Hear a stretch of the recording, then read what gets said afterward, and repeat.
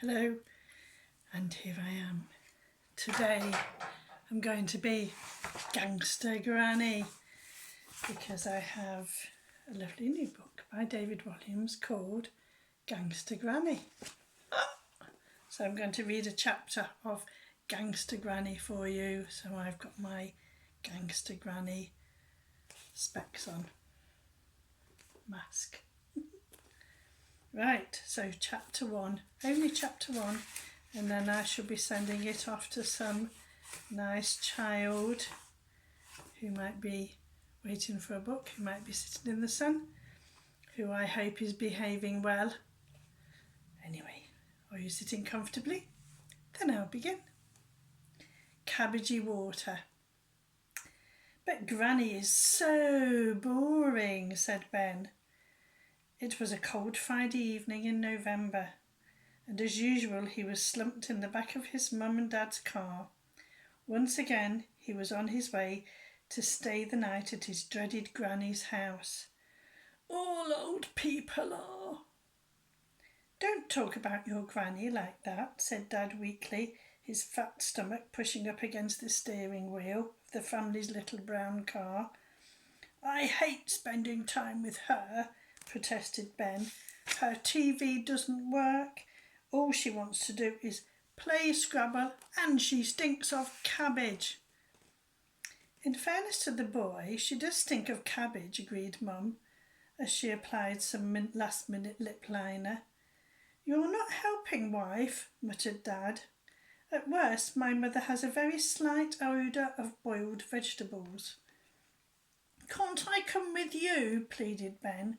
I love ball what's-it dancing. He lied.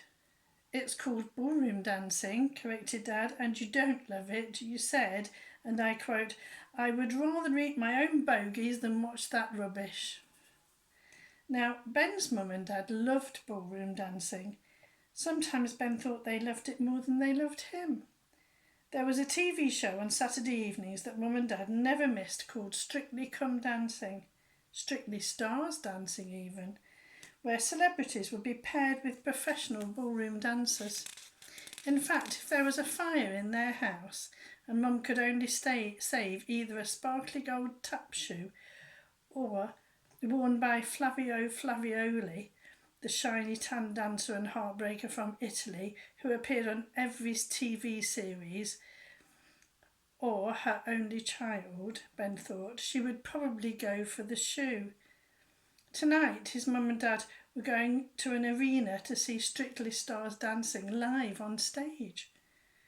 I don't know why you don't give up on this pipe dream of becoming a plumber, Ben, and think about dancing professionally, Mum said, her lip liner scrawling across her cheek as the car bounced over a particularly bumpy speed bump. Mum had a habit of applying makeup in the car, which meant she often arrived somewhere looking like a clown. Maybe, just maybe, you could end up on Strictly, said Mum excitedly. There they are, in the car. Because prancing around like that is stupid, said Ben. Mum whimpered a little and reached for a tissue. You're upsetting your mother. Now just be quiet, please, Ben. There's a good boy, replied his dad firmly, as he turned up the volume on the stereo. Inevitably, a Strictly CD was playing. 50 Golden Grapes from the hit TV show was emblazoned on the cover. Ben hated the CD, not least because he'd heard it 1,000,000 times. In fact, he'd heard it so many times it was like torture. Ben's mum worked at the local nail salon, Gale's Nails. Because there weren't many customers, Mum and the other lady who worked there, unsurprisingly called Gale, spent most days doing each other's nails.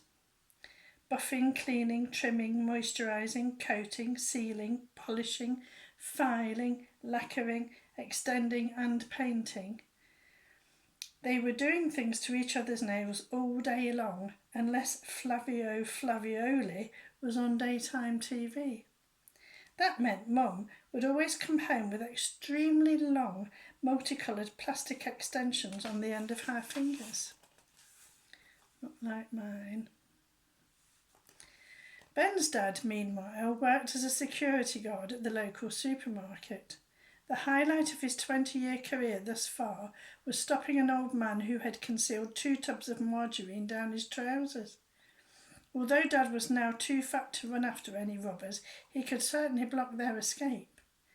Dad met Mum when he wrongly accused her of shoplifting a bag of crisps, and within a year they were married. The car swung around the corner into Grey Close, where Granny's bungalow squatted. It was one of a whole row of sad little homes, mainly inhabited by old people. The car came to a halt and Ben slowly turned his head towards the bungalow. Looking expectantly out of the living room window was Granny. Waiting. She was always waiting by the window for him to arrive. How long had she been there, thought Ben? Since last week. Ben was her only grandchild and, as far as he knew, no one else ever came to visit. Granny waved and gave Ben a little smile, which his grumpy face just about permitted him to reluctantly return. Right, one of us will pick you up tomorrow morning at around 11, Dad said, keeping the engine running. Can't you make it 10? Ben, growled Dad. He released the child lock, and Ben grudgingly pushed the door open and stepped out. Ben didn't need the child lock, of course. He was 11 years old and hardly likely to open the door while the car was driving. He suspected his dad only used it to stop him from diving out of the car when they were on their way to Granny's house. Clunk went the door behind him as the engine revved up again. Before he could ring the bell, Granny opened the door. A huge gust of cabbage blasted in Ben's face. It was like a great big slap of a smell. She was very much your textbook Granny. And there she is. Thick glasses, false teeth, hairy chin, white hair, hearing aid, mauve cardigan, used tissue, tucked up sleeve, smell of cabbage, floral print dress, pack of Murray mints close by, tan tights and burgundy slippers. Are Murray and Daddy not coming in? She asked, a little crestfallen. This was one of the things Ben couldn't stand about her. She was always talking to him like he was a baby. Brum, brum, brum. Together, Granny and Ben watched the little brown car race off, leaping over the speed bumps. Mum and Dad didn't like spending time with her any more than Ben did. It was just a convenient place to dump him on a Friday night. No, sorry, Granny, spluttered Ben. Oh, well, come in then, she muttered. Now I've set up the Scrabble board and for your tea I've got your favourite, cabbage soup. Ben's face dropped even further. No, he thought. Now that wasn't a very long chapter, so I'm going to read the next one because I'm feeling generous. This is called A Duck Quacking. Before long, Granny and grandson were sitting opposite each other in deadly silence at the dining room table, just like every single Friday night. When his parents weren't watching Strictly on TV, they were eating curry or going to the movies. Friday night was their date night, and ever since Ben could remember, they had been dropping him off with his granny when they went out. If they weren't going to see Strictly Stars Dancing live on stage live, they would normally go to the Taj Mahal, the curry house on the high street, not the ancient white marble monument in India, and eat their own body weight in poppadoms. All that could be heard in the bungalow was the ticking of the carriage clock on the mantelpiece, the clinking of metal spoons against porcelain bowls, and the occasional high-pitched whistle of Granny's faulty hearing aid. It was a device whose purpose seemed to be not so much to aid Granny's deafness, but to cause deafness in others. It was one of the main things that Ben hated about his granny. The others were, number 1, Granny would always spit in the used tissue she kept up the sleeve of her cardigan and wipe her grandson's face with it. Number 2, her TV had been broken since 1992 and now it was covered in dust so thick it was like fur. Number 3, her house was stuffed full of books and she was always trying to get Ben to read them even though he loathed reading.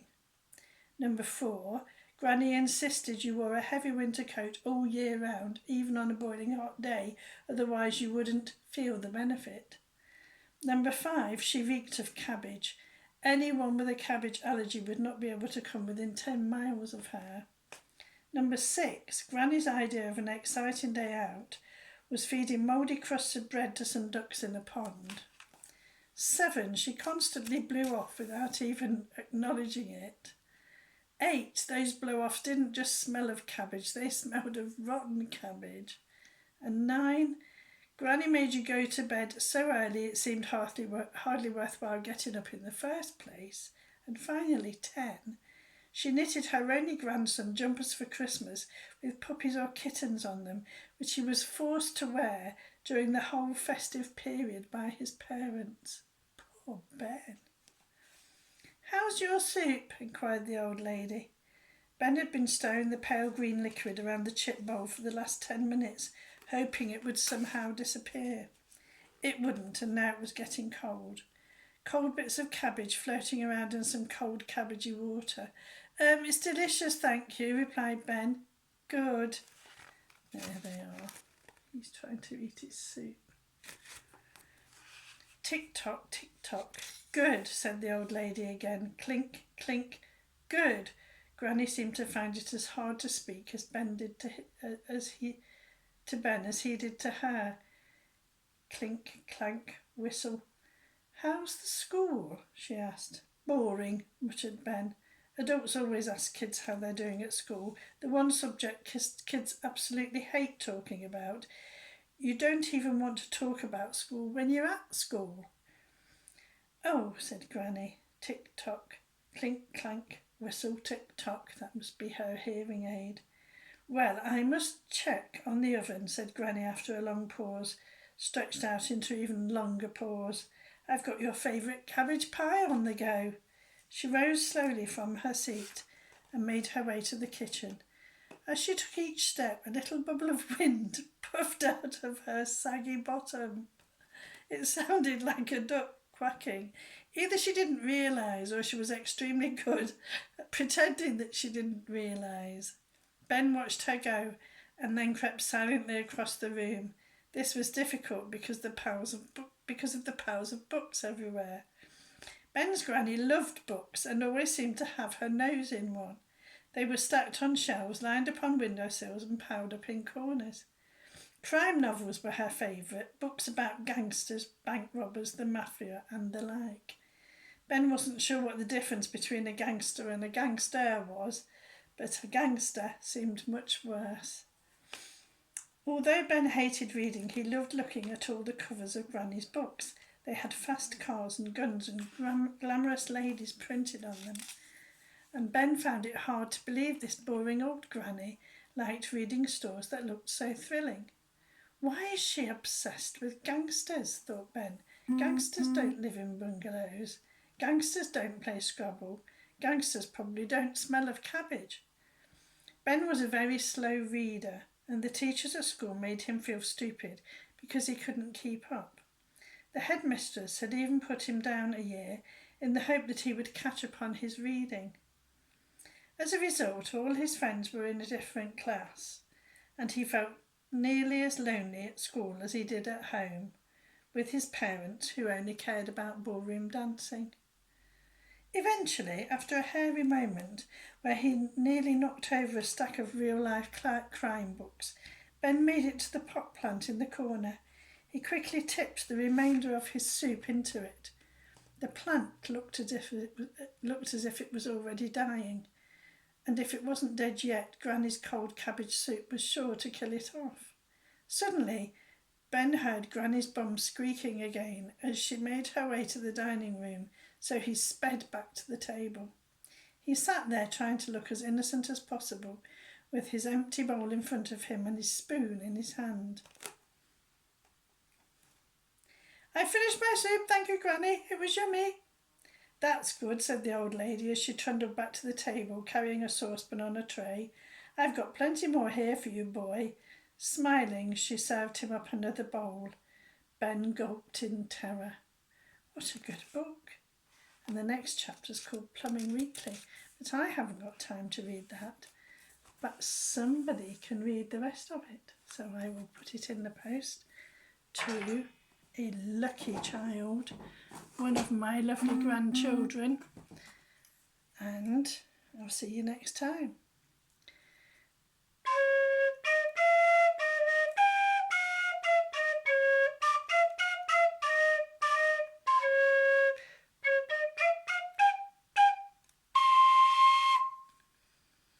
Bye, children.